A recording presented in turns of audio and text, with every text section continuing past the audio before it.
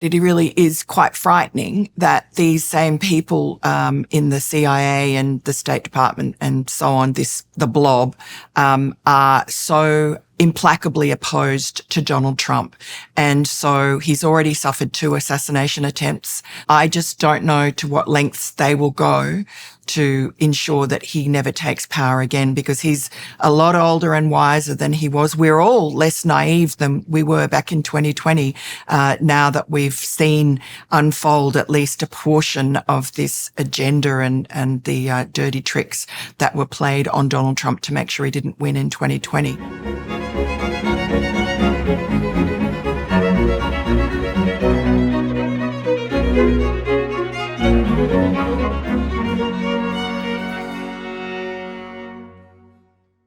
Hello, everybody. So I had the opportunity today to speak once again to Miranda Devine. Now, you may remember and you may not that I spoke to Miranda about her last book, Laptop from Hell. She has a new one called The Big Guy, which continues her documentation of the Biden family and deep state saga. Miranda is a journalist for the New York Post, and she broke the laptop story, which was very rapidly dismissed as Russian misinformation by a cabal of ex-intelligence agents and operatives, and was also suppressed on Twitter and Facebook and other venues. And Miranda has continued her work investigating the machinations of the deep state in her new book, The Big Guy. And so that's what we talked about today. That and Trump derangement syndrome and the role of the legacy media, the transforming role of the legacy media, the role of the New York Post in being an advocate for center-right, genuine journalism. So join us for that. So Miranda, we spoke about a year ago. I think I released our first podcast on the 4th of October, and that was Laptop from Hell, which, was a catchy title. And I thought after delving into your book and through the associated material online that was a pretty appropriate title.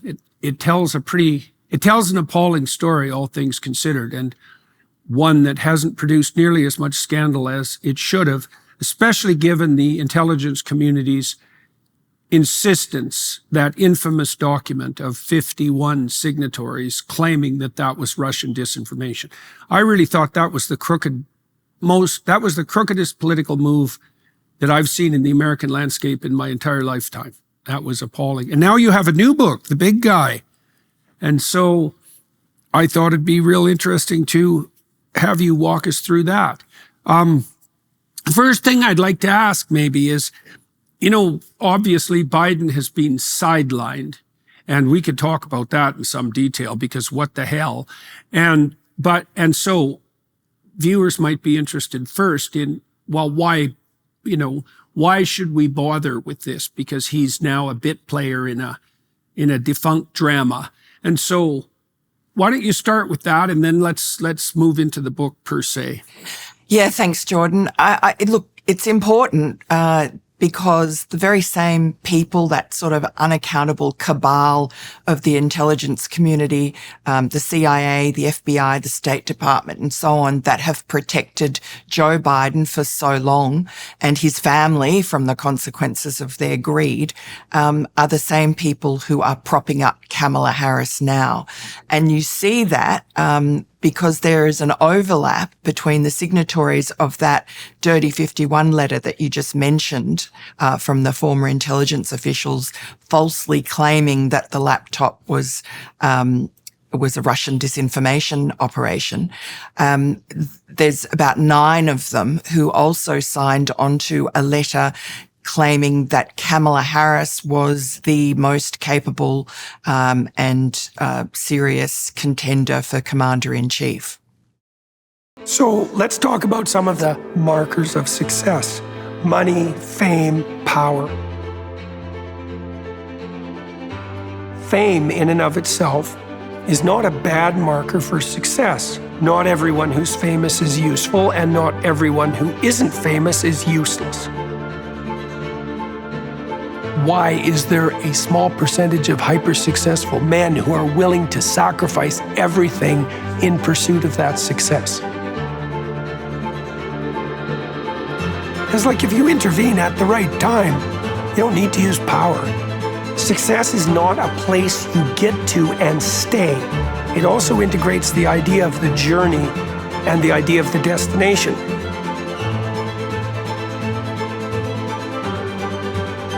And so there now you have a definition of success.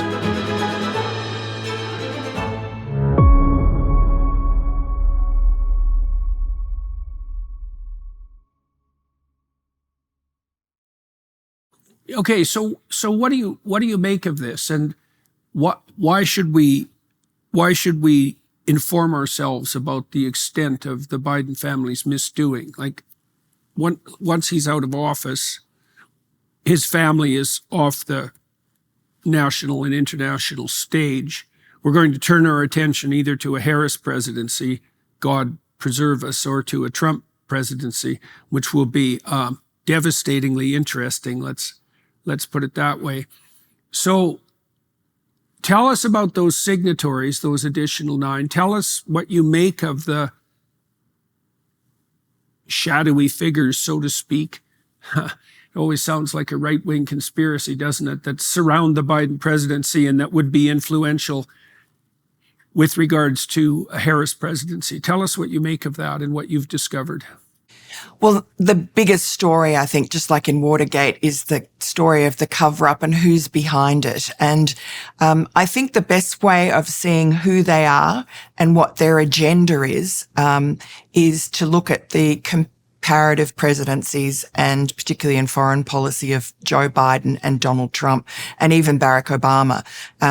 I think the agenda of this cabal, what the Obama people used to call the blob, which was the CIA, the Pentagon, and the State Department, what Donald Trump calls the deep state.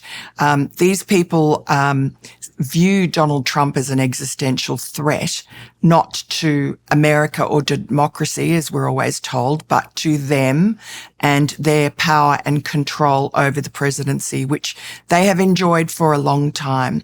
Certainly you can see it in their foreign policy agenda that was run by Obama and Biden. When Donald Trump came in, he, just as a property developer from Queens, approached every problem that way, from first principles, using logic and common sense. And so he did the same with foreign policy. He saw a problem.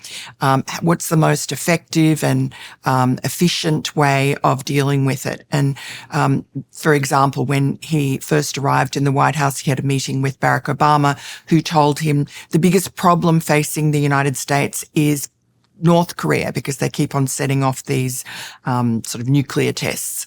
And so Donald Trump set about fixing that, and he was mocked mercilessly for his bromance with Kim Jong-un and for calling him Little Rocket Man and so on. But it worked. He successfully charmed or threatened Kim Jong-un, and Kim Jong-un was in his box. Similarly with Vladimir Putin. You didn't see Putin invading his neighbors like he did under Obama and like he did under Biden immediately. With Donald Trump, he was also in his box, and Trump was sort of belligerent and charming at the same time with Putin. And he tells the story of saying to Putin something along the lines of, I like those golden domes in Moscow. Shame if something happened to them. And Putin and the other gangsters around the world, like President Xi, weren't quite sure what to make of Trump. He wielded, obviously, the mightiest military in the world. And was he crazy enough, unpredictable he seemed, to actually follow through on his threats? And he did He talks about peace through strength, but he was not afraid to use strength. He wiped out Soleimani, the Iranian tough guy. Iran, for instance, was on its knees under Trump. They were broke. They weren't able to fund these proxies to go and attack Israel like they did last October 7. Of course, as soon as Joe Biden came in, they enriched Iran, reanimated the Iran nuclear deal that Donald Trump had wisely kiboshed. They're off to the races. So Trump managed to neutralize Iran. ISIS was a huge problem. People forget, but we saw these horrific videos of ISIS, burning alive a Jordanian pilot in an orange jumpsuit in a cage, killing other people in these most horrific, torturing ways for public consumption, lowering a cage into a swimming pool with, I think, 2 Jordanians in it. Beheading Americans, just horrible. And Donald Trump vanquished ISIS, never got much credit for it because we all forgot that ISIS ever existed. And in the Middle East, he had the glimmerings of peace that had eluded so many presidents before him, with the Abraham Accords, for which he never really got much credit either. So just in this practical, no-nonsense way, he did better on the world stage than his predecessors and Joe Biden. But that earned him the enmity of this cabal because he was not following their agenda. And that's because Donald Trump is uncontrollable. And that's his great strength, and maybe his weakness as well. He's always been uncontrollable. Even as a child, he talks about, he calls himself rambunctious and says that his parents at one point sent him to aptitude testing to, in his words, find out what's wrong with him. And his father was quite disappointed with the results. And he's very assertive. He's a very assertive person. He's very extroverted and he's very high in openness and he's somewhat disagreeable. And so he's going to be a handful as a kid because all of that means headstrong, highly active. And that can be bad and that can be good. It depends on how well it's socialized. And my sense with Trump is that he's relatively compassionate despite his low politeness, and that he also has a pretty vicious work ethic. And so those are useful traits. So this cabal that you're describing, why don't you walk us through the makeup of that and also the motivations? Who is it? And what are their motivations? I know, for example, that the people who formulated the Abraham Accords faced an awful lot of, certainly skepticism and perhaps outright resistance from the State Department, because the received wisdom at the State Department was, first of all, that such an agreement was impossible. And second of all, that it was particularly impossible if it didn't include Palestine, because Palestine had to be first and foremost in any peace agreement. And that just turned out to be complete bloody nonsense. And so, so the cabal, who is it? And then what is it that you think they're protecting or attempting to accomplish for themselves? I'm very curious, for example, about your understanding of the Russia-Ukraine war, because there's untold tens of billions of dollars being dumped into that state. And anyone with any sense understands, at minimum, regardless of their stance with regard to the war, that Ukraine was one of the most corrupt states in Europe, which is really saying something because there was plenty of corruption there. And God only knows where that money is going, seriously. And so let's walk through the cabal. You mentioned actors in a general sense, the CIA, the Pentagon, perhaps the FBI. Who are these people and what is it that they want? That's a great question, and I never have got to the bottom of it. I just have a vague sense. Just pulling back, for instance, the way that they have expended so much energy in demonizing Russia, and while taking their eyes off China, at least the public eyes off China, I can only think that, considering that Russia, has a tiny GDP, is really not a threat to the United States, whereas China is, and is aggressively imperialistic in its in its actions, and that the Bidens were in fact part of the Belt and Road Initiative, which is President Xi's imperialist plan to, I guess, take over the world, or at least to ensnare small countries in debt traps and plunder their minerals, and extend his influence. And as he's doing aggressively in the South China Sea, militarizing those islands, Joe Biden, as vice president, was actually supposedly meant to stop that and stop China from stealing America's intellectual property. And instead, when he went to Beijing in December of 2013, he brought along his son Hunter. And the Chinese knew exactly what that was about. He's there to do private business. And none of the aims that Joe Biden should have had on behalf of America were accomplished, but Hunter Biden certainly made money out of that trip. So, and he was given 10% of a Chinese company. So, I feel that there is a reason that they don't want the American people to be focused on China as a threat, which it is. So when I say the cabal, the blob, the CIA, the Pentagon, the FBI, the Department of State, the Department of Justice, and in the Hunter Biden investigation case, the IRS were all involved in the protection of Joe Biden. But I think also in the grooming of Joe Biden very early on when he came into the Senate at the age of 30 as a very green person without much foreign policy experience. He was really just a small-time grifter from Delaware. But a man on the make and very ambitious for himself. And so I think he's not hugely intelligent. So the fact that he was identified early on and placed on the most powerful committee in the Senate, which was the Foreign Relations Committee, where for a decade he was either chairman or ranking member, as his career evolved. I think that there were powerful mentors behind him who decided that, like maybe Tim Walz, that he was someone worth cultivating who would be a useful puppet for them in the future.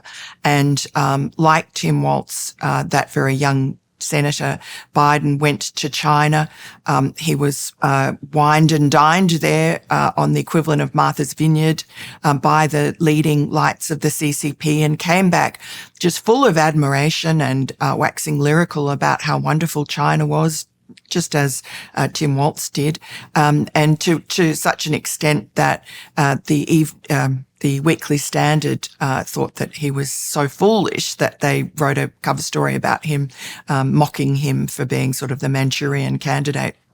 So maybe it is that they want to make us look at Russia as the existential threat, which is preposterous, and forget that China is there, which makes me think that there is a substantial amount of money. Wall Street is involved in this cabal, that their interests are being served. And, RFK Jr. and others talk about the military-industrial complex and the money that they get out of pursuing these foreign wars.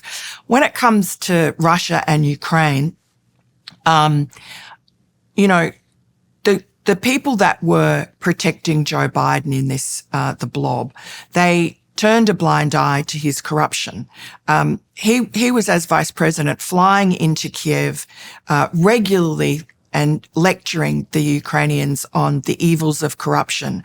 But the Ukrainian people knew that his son was sitting on the board of Burisma, the most corrupt company in the most corrupt country in Europe.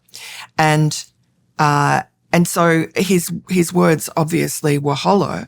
Hunter Biden was being paid $1 million a year by this energy company, despite the fact that he was at the time had a raging crack addiction and didn't have any expertise in the energy field or really much else.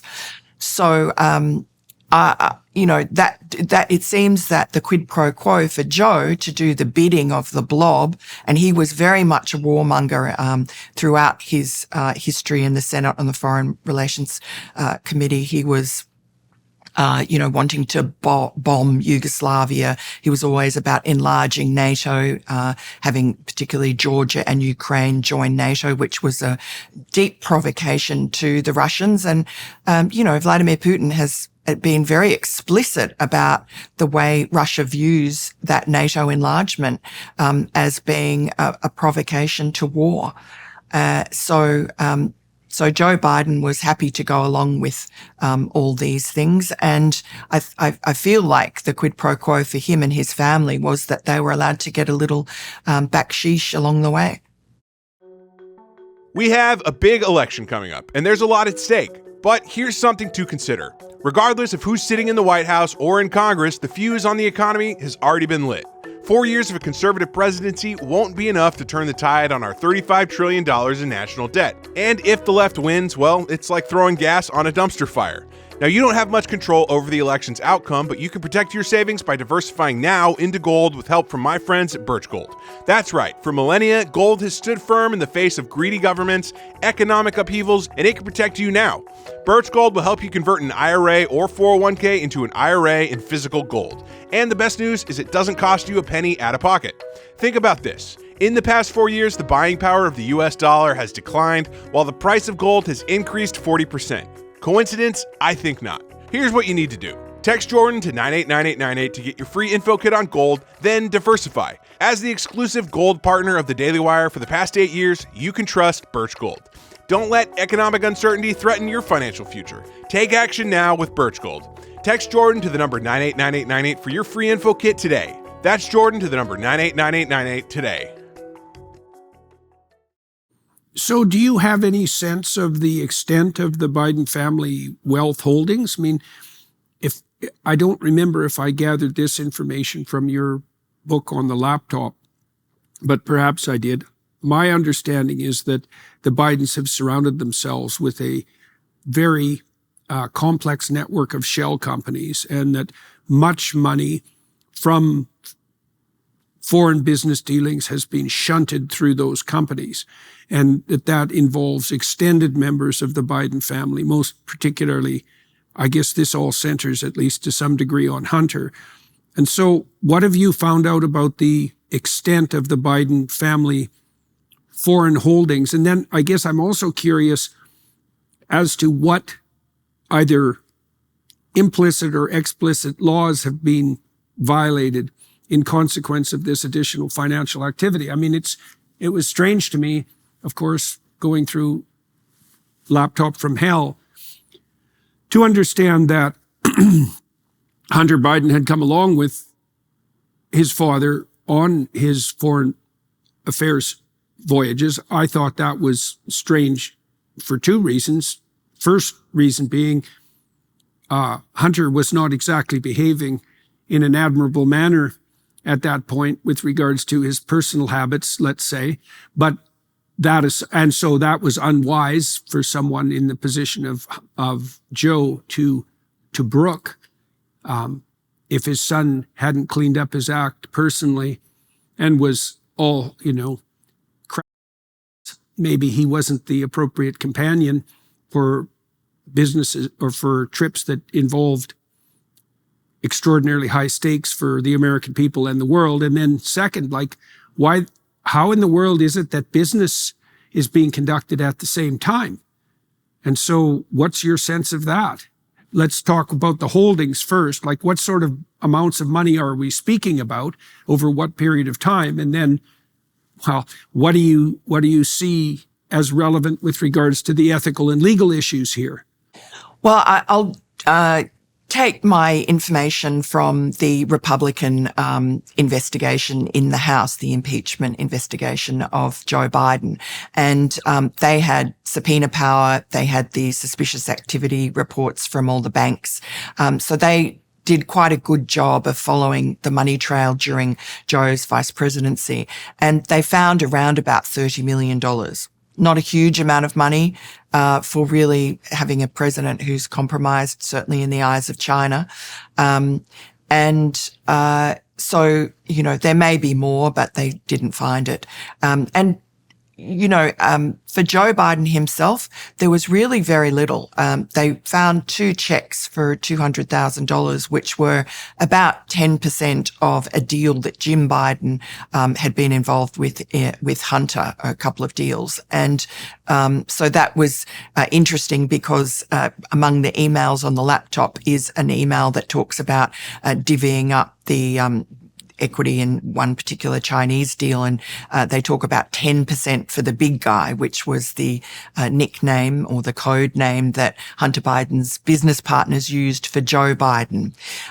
So these two $200,000 checks, they came from Jim Biden in a very convoluted fashion to Joe Biden. And they were the money was deposited into Jim Biden's account, and then his wife took it out, moved it to another account, took it in cash, put it into a check. It looked as if someone is trying to cover their tracks. Finally, there's a check written out to Joe Biden, and in the memo line, it says loan repayment. And the Republican investigators were never able to prove that it was anything other than a loan. The White House maintained that Joe Biden had lent his brother, Jim Biden, who was always falling on hard times, lent him money because he was being generous, and that Jim Biden just repaid that money as he should have. So I can't say any more than that. Other than there is some evidence on the laptop that I mentioned in the first book that Hunter Biden was funding Joe Biden, that he was paying some of his bills for the sort of maintenance and upkeep of his estate in Delaware, things like painting and putting in a retaining wall and new air conditioning in a cottage on the grounds, new shutters, those sort of bills, a few thousand here and a few thousand there. And the only other thing I could find was that Hunter Biden was paying for a cell phone of Joe Biden's, paying for the bill. Apart from that, I think Joe Biden was financially benefiting because the money that Hunter Biden was getting from various sources, including from Joe Biden's Delaware donors, was being used to pay family bills that otherwise Joe Biden might have been liable for, like, for instance, to Hunter Biden's tuition and also his brother Beau's tuition at university, which Hunter complained bitterly about having to pay. Okay, so the evidence directly linking Joe to untrackable payments, let's say, is relatively trivial by your own testimony. This $30 million that you referred to, what exactly is that? So that would be around 20 million, or 20 to 25 million from China, mainly from this company CEFC, which was the capitalist arm of the Belt and Road Initiative. It was an energy company in China. And Hunter Biden and his business partners, Hunter was sort of seemed that he'd been scouted and groomed by CEFC from a couple of different directions. They targeted him through a parent at his daughter's school on the one hand.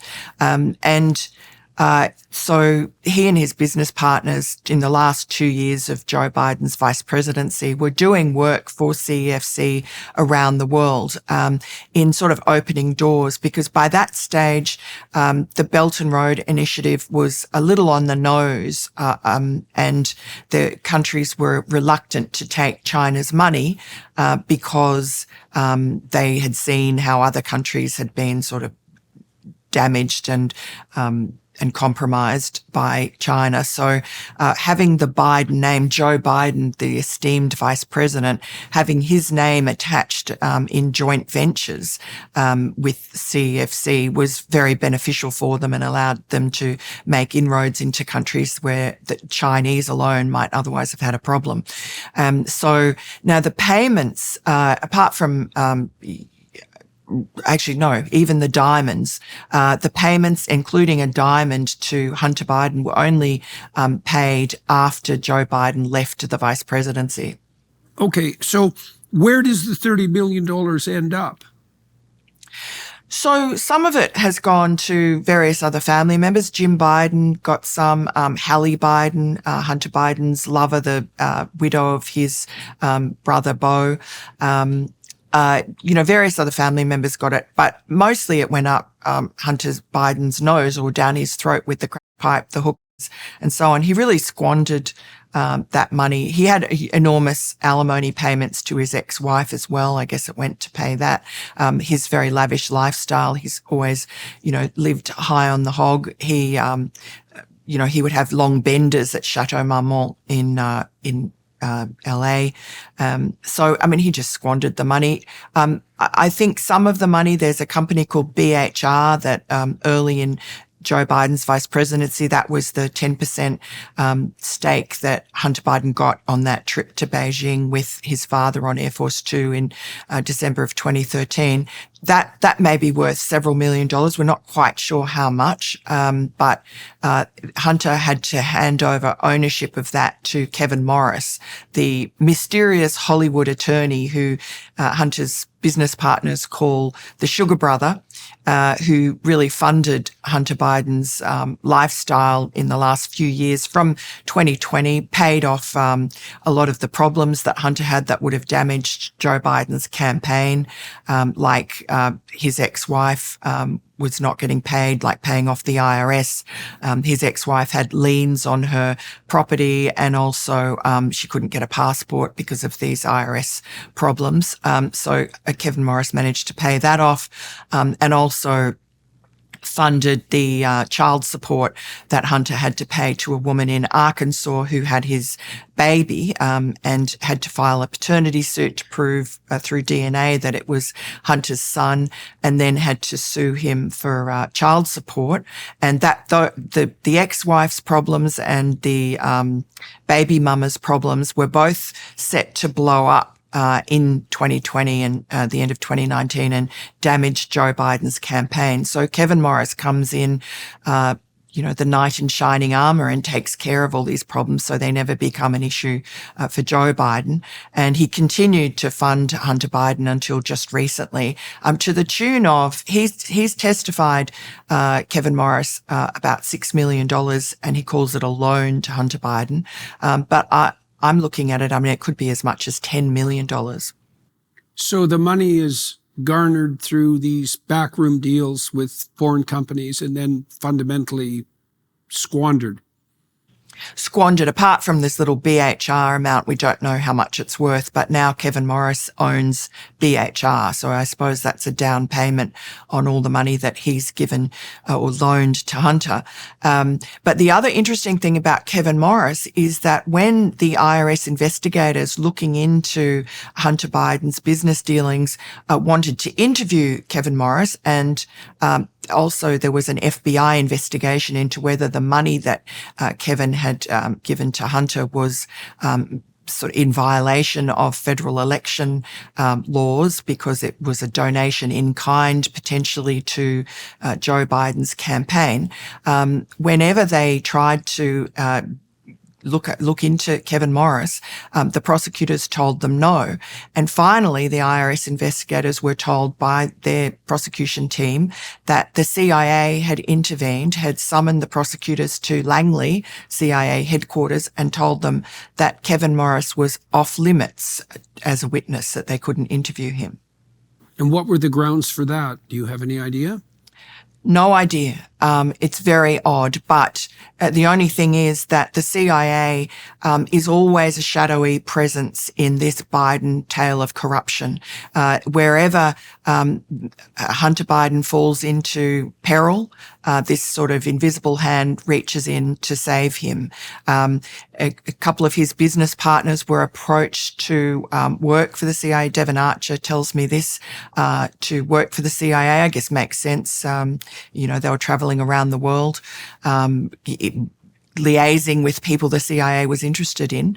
Hunter Biden, before he joined the Burisma board, was placed on the board of a CIA cutout. It's called the NDI. It's the Democratic arm of an outfit called the National Endowment for Democracy, which is very strange. He put that on his resume. He boasted about it. And it's rather peculiar because it is a prestigious position, and I presume it's because of his father. But I always wondered if it was sort of to signal that he was under the protection of the CIA when he was traveling around Ukraine. He never went to Ukraine, but when he was involved with people in Ukraine. And so the CIA's involvement in a lot of this story just pops up and is intriguing. We talked about the Dirty 51 letter from the 51 former intelligence officials. 42 of them are ex-CIA. In fact, many of them still are active contractors, even if they've retired. And that letter was instigated by Antony Blinken, who now is the Secretary of State, but at that point was a senior campaign official for Joe Biden. And he called a guy called Mike Morell, who had been acting director of the CIA and was hoping to be CIA director under Joe Biden. And Morell has testified that Antony Blinken put the idea for writing the letter into his brain. We know that because Mike Morell has testified to that. Antony Blinken denies it. But Mike Morell has said under oath that he never had the idea until Antony Blinken called him. And in fact, there is an email that was procured by the congressional investigators from Antony Blinken a few hours after the phone call to Mike Morell, and it was a USA Today article which was anonymously sourced, probably from the same people that signed the letter, claiming that Hunter Biden's laptop was Russian disinformation. And so it was obvious to Mike Morell what he had to do. When we think about wildly successful businesses, we often focus on their great products, cool branding, and brilliant marketing. But there's an unsung hero in their success stories, the business behind the business that makes selling simple. For millions of entrepreneurs, that business is Shopify. Shopify is home to the #1 checkout on the planet. And here's the not-so-secret secret. With Shop Pay, they boost conversions up to 50%. That means fewer abandoned carts and more completed sales. Our marketing team uses Shopify every day to sell our merchandise, and we love how easy it is to add more items, ship products, and track conversions. In today's market, growth-minded businesses need a commerce solution that's just as flexible and dynamic as they are. Whether your customers are browsing your website, scrolling through social media, or wandering into your store, Shopify ensures you're ready to sell. Ready to elevate your business? Upgrade your business today and get the same checkout Daily Wire uses. Sign up for your $1 per month trial period at shopify.com/JBP, all lowercase. Go to shopify.com/JBP today to upgrade your selling. That's shopify.com/JBP. Okay, so let's go down that rabbit hole for a minute. Trump has been claiming since the last election that the election was stolen, and the court cases that have made themselves manifest in consequence of his investigations have generally found against him, at least at the local level. And so it seems to me that he diagnosed the problem correctly, but specified the level of corruption poorly. Now, this is my understanding of the situation, and so you tell me if you think I've got it right. So Twitter censored the New York Post when the laptop story was broken. And that was a big deal because and Facebook, and that was very close to the election. And that was a very damning laptop. And so we don't know what effect on the election, which was a very close election, that censorship had. But we do know that the censorship occurred, and we know that those laptops were real, and we know that these 51 people signed a letter claiming that that was all Russian disinformation.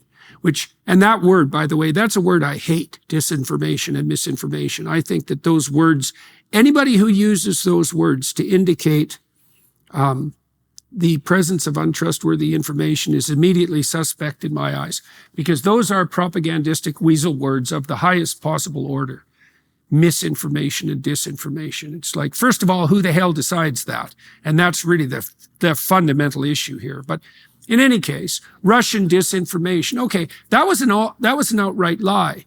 And that's 51 intelligence community agents who signed that letter. 51 is a lot. And so I don't understand why that isn't traitorous in the most fundamental manner, because it's a complete lie. It's a lie about a scandal.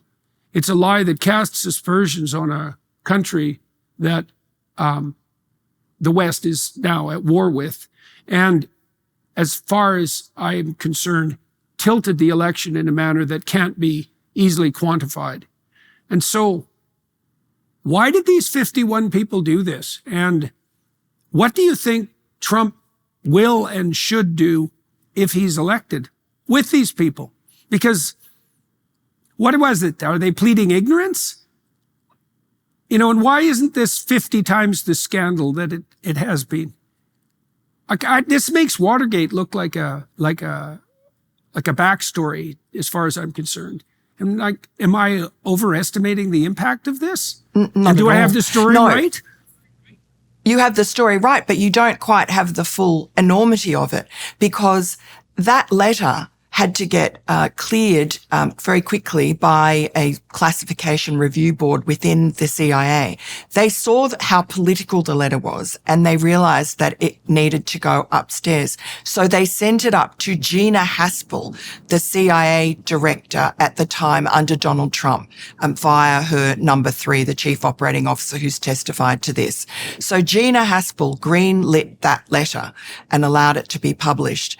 When the CIA knew full well that this laptop was not Russian disinformation, because the FBI had had it for 10 months in their possession. The FBI very quickly had ascertained that it belonged to Hunter Biden, that it had not been tampered with, and that the evidence on it was fit to be used in court as evidence. And that's exactly what happened in June this year, when Hunter Biden was convicted by a jury, in part based on the evidence on the laptop for this gun problem. So, that was a CIA domestic election interference operation. That was not just these former intelligence officials, as we've been told. This was greenlit, this was waved through by the CIA director, Gina Haspel. And many of these CIA people, the 42 of the 51 who signed that letter, they were active contractors. They all have security clearances. They refuse to respond to any of our entreaties to explain themselves, maybe to apologize for what they did once it became clear that this wasn't Russian disinformation.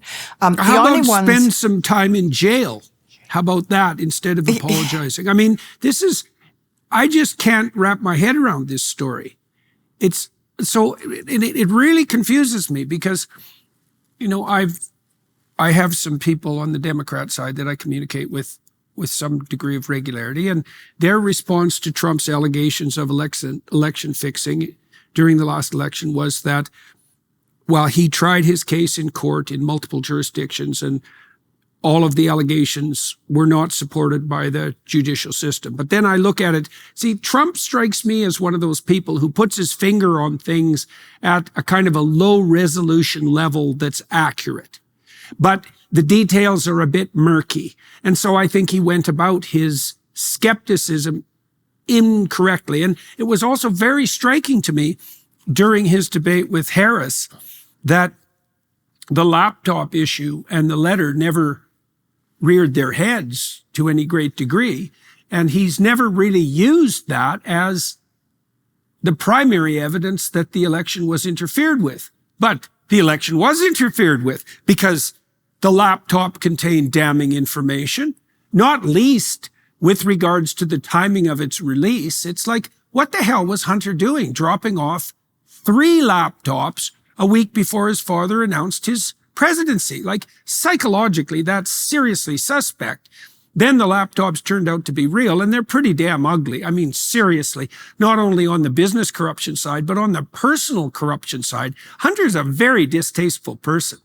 Like, I felt like, several showers after reading Laptop from Hell. And I have some insight into what kind of character it requires to do the things that he does. Like the whole thing, that's just not that cool. And the affair with his brother's wife, and the uploading of the sexual acts that he committed with her to under the rubric lonely widow. Do you know how bloody demented and twisted you have to be, and angry and bitter and resentful and full of hate you have to be to do something like that? That's the sort of place you don't want to go to investigate. It's really ugly. And then to have these former intelligence agents claim that this was false and that it was Russian disinformation. That's actually two crimes, right? One, that it's false. One, to associate it with the Russians, who had nothing to do with it. And then to pull the wool over the eyes of the American people. And then to conspire with Twitter and Facebook right before an election to censor a major American newspaper who was reporting on what? The biggest scandal since Watergate. So I also don't understand why Trump hasn't made more of that. Like,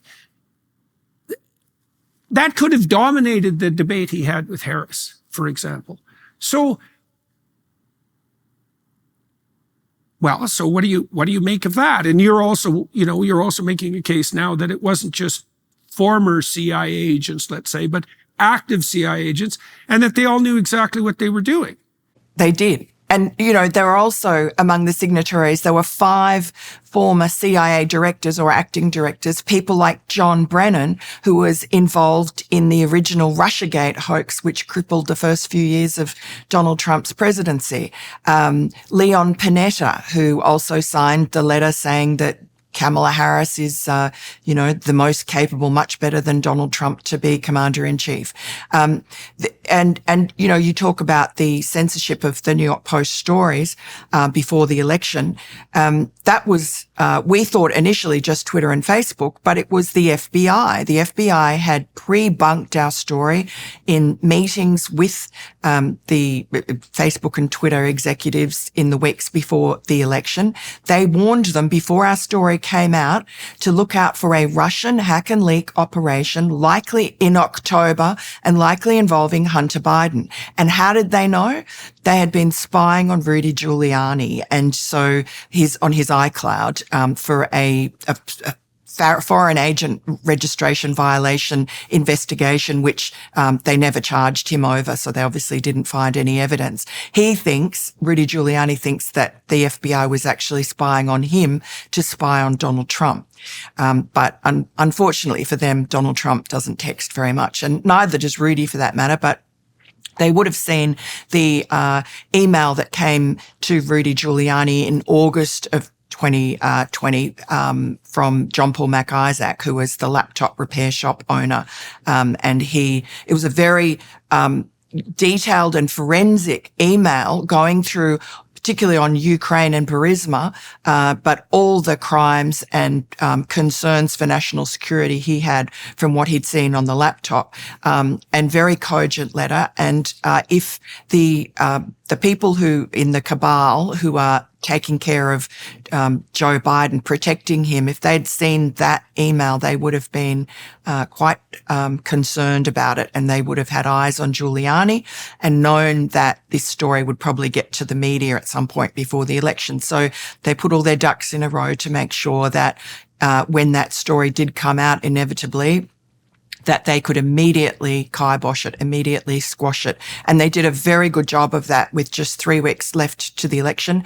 It was already the fact that Twitter and Facebook throttled our accounts, actually locked the New York Post account for for 2 weeks until a few days before the election, gave pause to other media to follow up. And then the Dirty 51 letter that completely killed the story stone dead. And Mike Morell, who wrote that letter, he writes in emails to colleagues that the reason for the letter is to give Joe Biden a talking point in the debate coming up against Donald Trump. So that was a specific political operation instigated by the Biden campaign and carried out by the CIA, and it worked. Yeah, well, it's hard to even know what to say about that. Okay, so now Hunter Biden has fallen off the media radar, and so is Joe. I mean, this is also extraordinarily peculiar. I just don't understand any of this. It's like, so Joe Biden is too cognitively impaired to be the candidate for the next presidency, but somehow it's okay that he's still president. So and we don't hear anything about Joe Biden. I mean, and it's not surprising in some ways because of all the election hype, but still he is president. And so hearing something about him from time to time would seem to be appropriate. So I'm not sure what you make of that. And then the same, as far as I'm concerned, is true of Hunter. It's like he was in a trial and he was sentenced. I don't even know what happened in consequence of that. Like, what is Hunter Biden's status at the moment? And what do you make of the fact that Joe Biden has vanished into the ether during this presidential run? Well, Hunter Biden was convicted in June of gun felonies in Delaware by a jury. He's awaiting sentencing, which is after the election. And why is it after the election? Yeah, convenient, of course. And then in September, he pleaded guilty on the first day of his felony tax fraud trial in California. And so again, sentencing will be after the election. And I'm told, at least on the tax fraud by the IRS whistleblowers, that would carry for Hunter significant jail time, at least a couple of years. So no doubt Joe Biden will pardon Hunter after the election in January 20. And even though Joe Biden has said that he wouldn't do that, there's no doubt that he will do that. And he will get a free pass from the media, who will say, well, this is his only surviving son and he's a good family man, and how can you begrudge him? Yeah. So nothing will happen of that. As for Joe disappearing, I mean, this is very convenient to the Harris campaign because she needs to distance herself as vice president from the disasters of the Biden-Harris administration. The economy, the inflation pressures that people are feeling, and also the 10 to 20 million illegal migrants that have flooded over the border.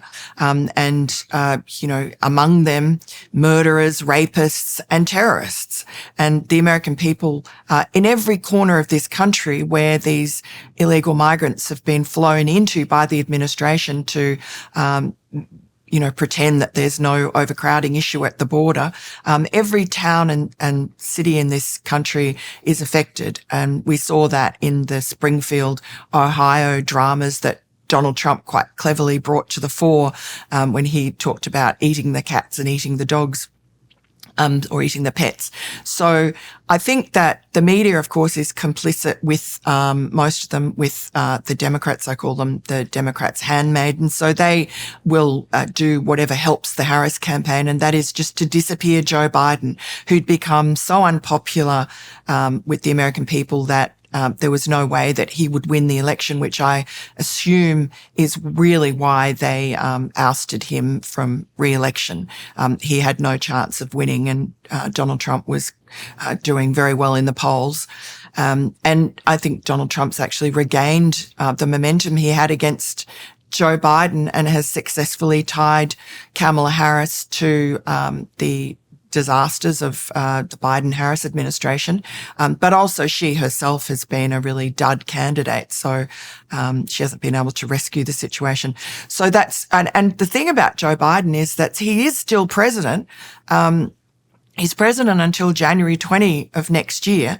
And there's a lot of serious problems happening in the world, but he doesn't seem to be in control. So when Israel just recently started attacking Iran, which is a pretty big deal, there was no situation room for Joe Biden. He was holing out in his home in Delaware, as he often does. And there was nothing from Kamala Harris. There was just silence. There was just a statement saying, well, good luck to Israel, I guess. So they're not behaving as a proper administration. And the cabal that controlled Joe Biden and will control Kamala Harris, I guess they're the ones in control. Attention men who still believe in the American dream. In a world gone mad, the Precision 5 from Jeremy's Razor stands as a beacon of sanity. 5 blades of superior engineering offer a shave as unshakable as your faith that the nation's best days still lie ahead. Experience an exceptionally smooth, remarkably close shave and a testament to the fact that merit still matters. Stop giving your money to woke corporations that hate you. Get Jeremy's Razors Precision 5 instead. Available now at jeremy'srazors.com, walmart.com, and Amazon Prime. Yeah, so how do you understand the successful removal of Joe Biden? Like he was president. I presume he could have said no, but he didn't. Like, how are we to understand the fact that he was president one day and the presidential candidate one day and then not the next? I mean, how much of that do you think is let's say, the reality of his cognitive decline, which we still know really nothing about, as far as I can tell? It seemed so self-evident that it was undeniable, but I'm not even sure what to make of that, given the evidence that the Democrats also potentially concluded that Biden was unelectable. And that was partly because of the evidence of his cognitive decline, but what do we make of the fact that he was so unceremoniously dumped? I mean, that seems to me to indicate that the sense that there are a multitude of forces operating behind the scenes, so to speak, is accurate. But what do you make of that? It was evident, as you say, that Joe Biden had cognitive problems from, I was in Iowa and New Hampshire in the 2020 election earlier that year, and it was clear then to everybody in a room that saw him struggling to read just regular stump speeches from a teleprompter in a small town hall. But he was protected. His cognitive issues were covered up. But what a weapon to have to wield over the head of a president to control him if he didn't do what you wanted. And so I just felt, every time he had to go out and do a big set piece like the State of the Union, or a G20 meeting or something, he performed okay. Everyone was watching him, expecting him to stumble and blather, but he actually seemed quite cogent. So his cognitive problems seem to be intermittent, and maybe, they're related to, he had some brain aneurysms in the 1980s and brain surgery. That may be a factor, but he certainly seems to have and still has times where he is compos mentis. And I don't know whether that can be controlled, but they seem to be able to control it, the timing of it, for these big set pieces. And yet when he did that debate against Donald Trump, it was as if he was let go out without a safety net, without a tightrope, without whatever drugs that they normally gave him. He was just left desolate. He was there on the stage, blank-eyed, unable to form sentences. He was dead man walking. So if you wanted to get rid of him, that would be the way to do it. I don't know if that was deliberate or if it was an accident, but if you were the people around him and you saw him in that state before he was going onto that stage that night against Donald Trump with no notes and no teleprompter, surely you would have staged an intervention and said, oh, he's got COVID or something, and stopped him going out there. So they let him go out there and destroy himself. And then, for a couple of weeks, it seemed that he would hang on, and I had some insight into the people in the background around his family, and they were digging in. There was no way they were going to bail out. He was insisting that he was going to stay, and Hunter wanted him to stay, and Dr. Jill wanted him to stay. But he didn't. And the reason he didn't was because the donors, about a week or so after the debate, rallied around and just said there is no way that they were going to support the Democratic Party if Joe was the candidate. And what we found out about that actually in an article in the New York Times on September 24th was that Kamala Harris was part of that, because one of her best friends is Lorene Jobs, the widow of Steve Jobs. She's a billionaire, the richest woman in America. And she, according to the New York Times, got her staff member who used to work for Barack Obama to do some focus group polling, which found that there was no way that Joe Biden could win the election. And she circulated that damaging information around the other Democrat donors. And after that, they put their foot down and said, Joe has to go.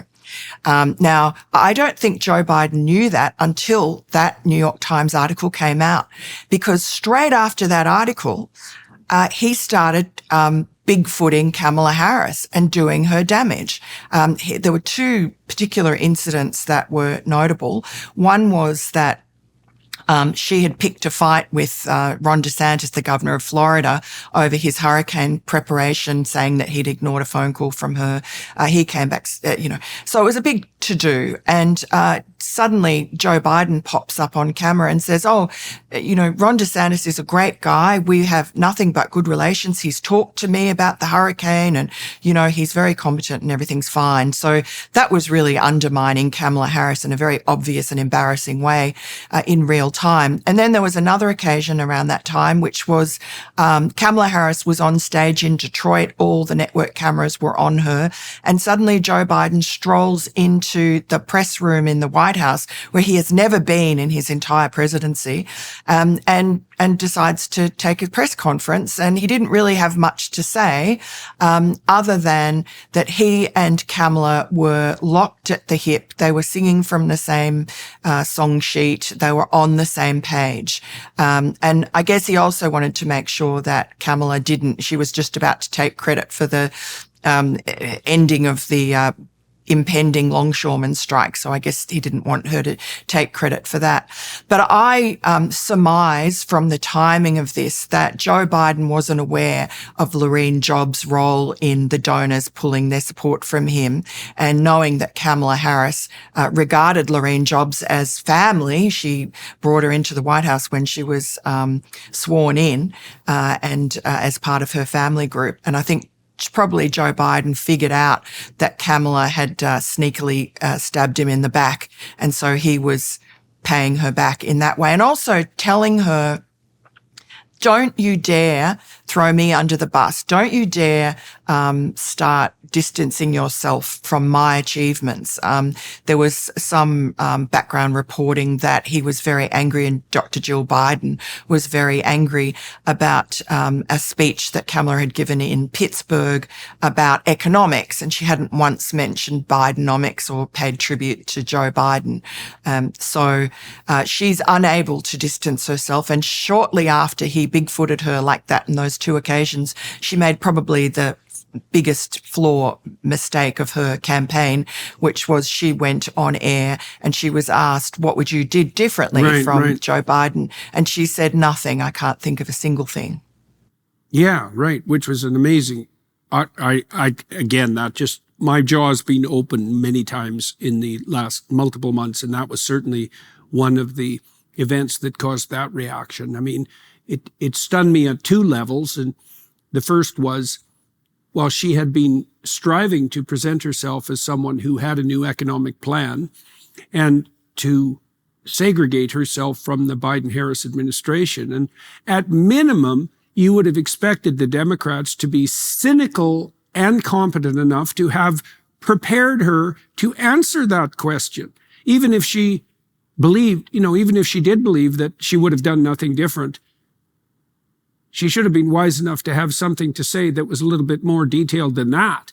It was as if the question hadn't occurred to her. I think Joe Biden is, he's just a brilliant political strategist, a very cunning, Tammany Hall style guy. And I think he's outsmarted all the Democrat brains trust and certainly outsmarted Kamala Harris.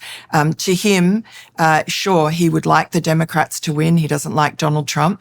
But really, if Kamala Harris didn't win, he then stands alone as the man who managed to vanquish Donald Trump when Hillary Clinton and Kamala Harris couldn't. And also he's vindicated in that he would have been a better candidate, that he should have been able to stay on. Right. Yeah, so at minimum, he's a man with seriously mixed motivations. And I suspect the same is true of his family. Okay, so two things. I'd like to turn our attention to Kamala. I don't know what to make of her. I'm always, this is a terrible thing to say, but I'm going to say it anyways. Well,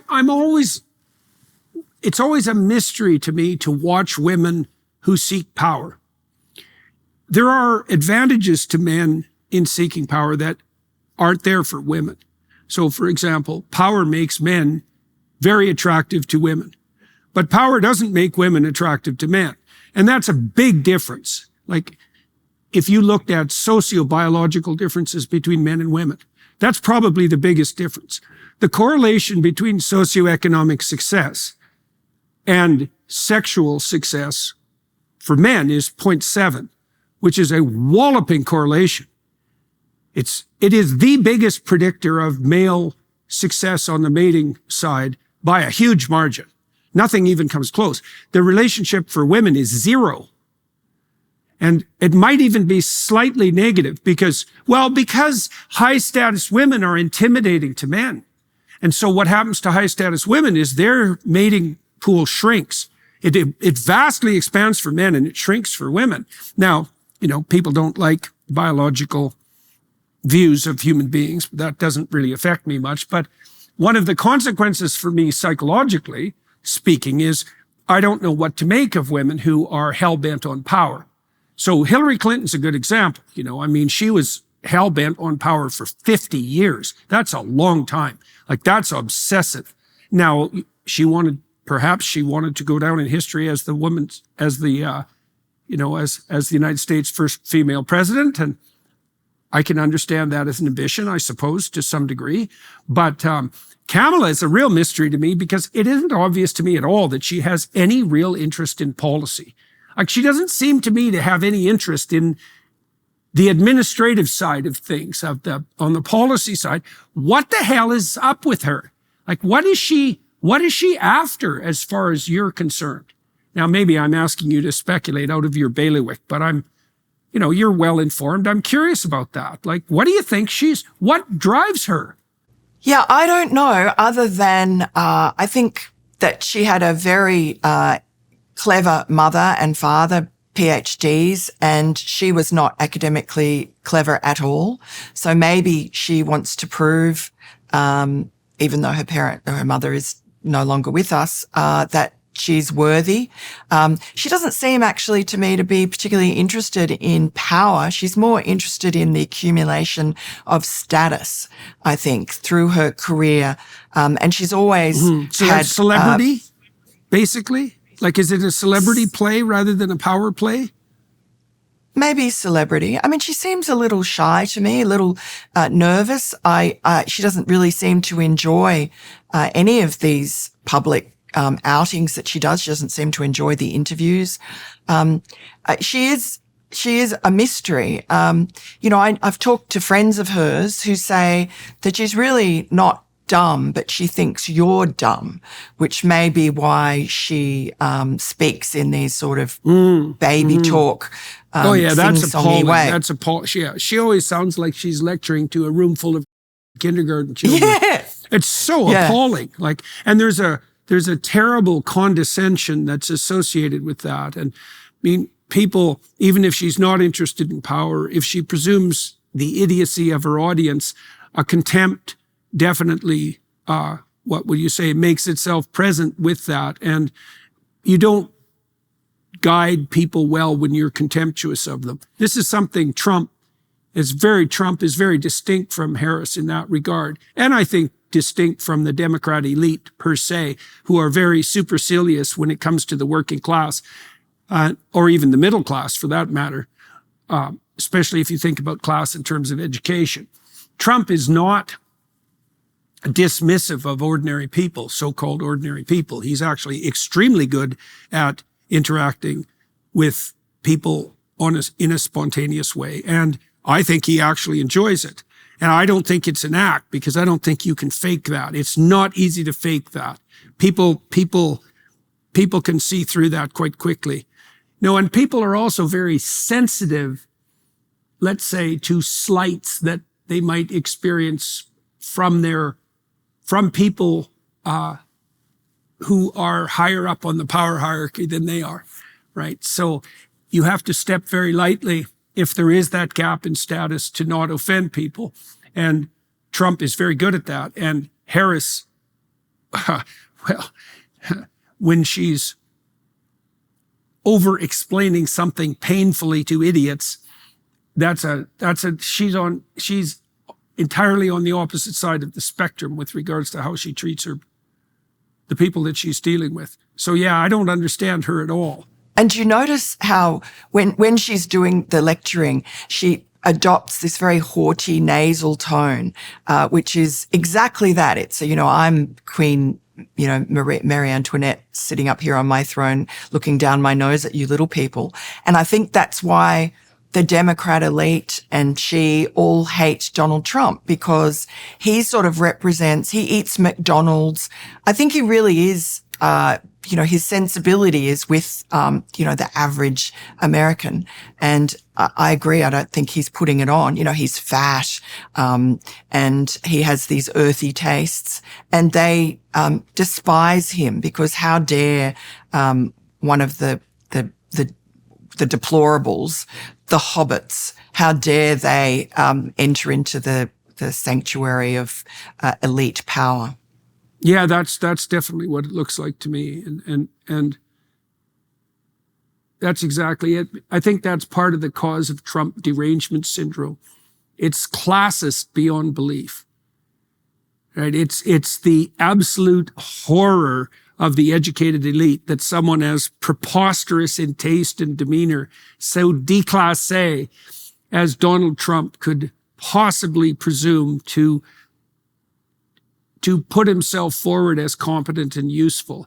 And isn't it appalling to watch all the fools who he's manipulated support him when we, the elite, are there to take care of everyone's needs and feather our own beds in the most appalling possible manner?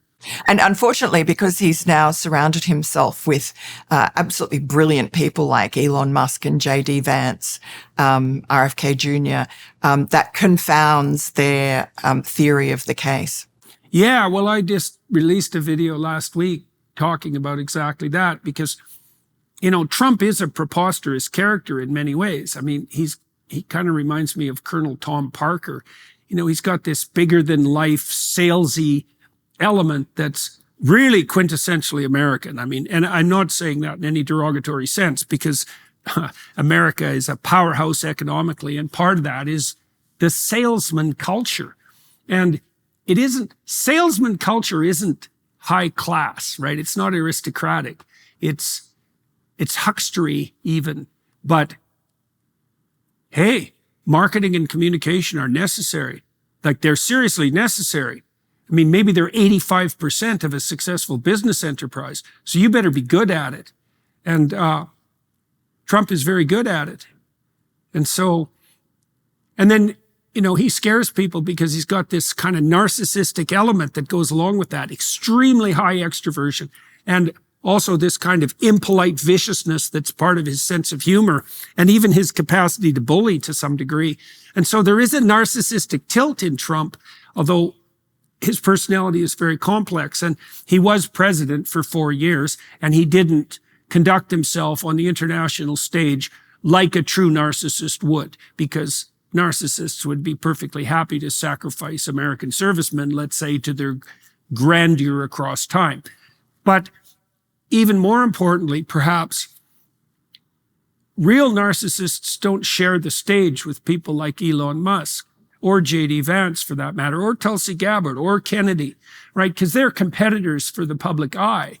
And they're competitors with regards to perceived competence as well, and maybe even perceived fame, because certainly Musk exceeds Trump in, well, virtually every social comparison element that you could conjure up. It's very difficult to compete with Elon Musk. And the fact that Trump is willing to share the stage with him and to listen to him mitigates for me against any, it's certainly one of the factors that mitigates any concerns about, let's say, like a truly malignant narcissism. And so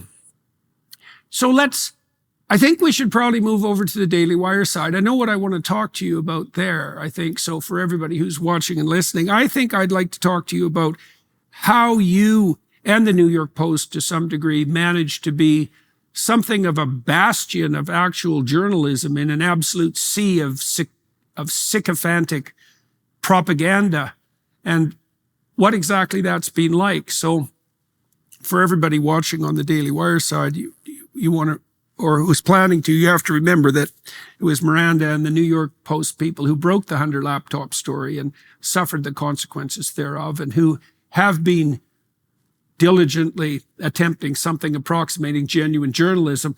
And so I'm very curious about what that is like. And so I think that's what we'll discuss on the Daily Wire side. So everybody who's watching and listening, you could join us there. Miranda, is there anything else you want to bring to people's attention before we turn to the Daily Wire interview? Not really, other than I think that it really is quite frightening that these same people in the CIA and the State Department and so on, the blob, are so implacably opposed to Donald Trump. And so he's already suffered 2 assassination attempts. I just don't know to what lengths they will go to ensure that he never takes power again, because he's a lot older and wiser than he was. We're all less naive than we were back in 2020, now that we've seen unfold at least a portion of this agenda and the dirty tricks that were played on Donald Trump to make sure he didn't win in 2020, certainly by suppressing our story. And so I think that they know that he will come in and clean them up. And he's got a good team behind him, including Elon, who will help him do that, who are loyal to him and smart, and RFK Jr., for instance, who knows or at least has suspicions about the extent of the evil of the deep state, in terms of what happened to his father and his uncle. So Donald Trump poses an even greater threat than he did in 2020 to the blob. Yeah, so I don't know what they will do, but I think I would put nothing past them. Yeah, well, I mean, maybe we'll close with this. It isn't obvious to me what Trump should do with those 51 people. Like letting them off the hook certainly doesn't seem like an appropriate response. You know, trying them for treason seems a lot more appropriate to me. And maybe I'm not a lawyer and I don't even know if that's possible, but I haven't seen an act that reeks of treason more egregiously in my entire lifetime as a political observer. And so that also does seem to me to indicate that there's some people who are going to feel that they're desperately being shunted into a corner from which there's no escape. And as you intimated, God only knows what people in that situation are capable of. I guess we're going to find out, aren't we? That's right. Yeah. Yeah, well. It's a frightening thought. We're in for interesting times. That's for sure. So, all right. Well, we'll go off to the Daily Wire side and we'll talk about doing journalism in a sea of propaganda. And so everybody can join us there. Thanks very much, Miranda. Much appreciated. And for all your work. Jordan. I mean, you guys at the New York Post, that's real journalism. So isn't that something to see?